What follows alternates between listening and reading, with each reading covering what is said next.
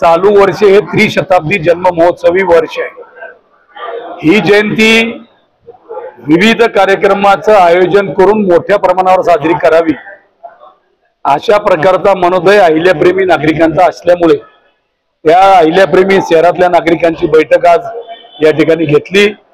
आरोग्य शिबिर, रक्तदान शिबिर, गोरगरिबांना वह्या पुस्तकं वाटणे अशा प्रकारचे विविध कार्यक्रम करून समाज उपयोगी कार्यक्रम करून ही जयंती आम्ही साजरी करणार आहोत।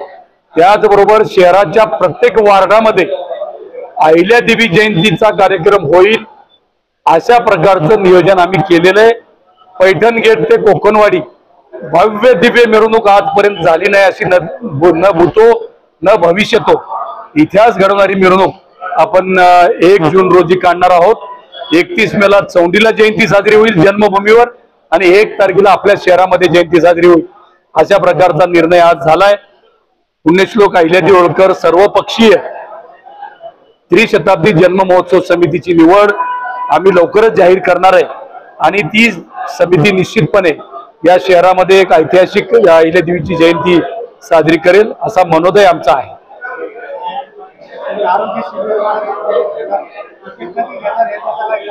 मे महिन्यामध्ये घेणार, ते वेगवेगळ्या टप्प्यात कार्यक्रम घेणार। शताब्दी वर्ष असल्यामुळे एकदा आरोग्य शिबिर घेणार, पुढच्या आठवड्यामध्ये रक्तदान शिबिर घेणार, त्याच्या पुढच्या आठवड्यात वह्या पुस्तक वाटपाचा 1 दिवस कार्यक्रम करणार। असं वेगवेगळ्या कार्यक्रमातून वेगवेगळे कार्यक्रम होतील आणि ते खेड्यापाड्यात पण होणार। एक 4-5 दिवसामध्ये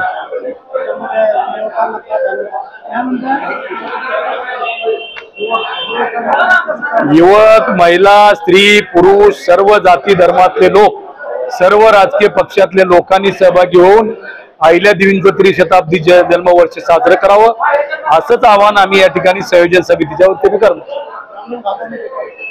ग्रामीण भागामध्ये पुढचे महिनाभर आमचे दौरे आहेत, जिल्ह्याचे दौरे आमचे संपलेले आहेत।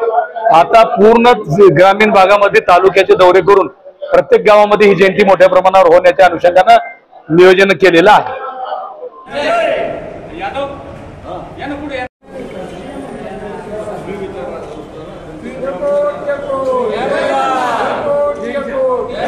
पुण्यश्लोक अहिल्या माता की जय।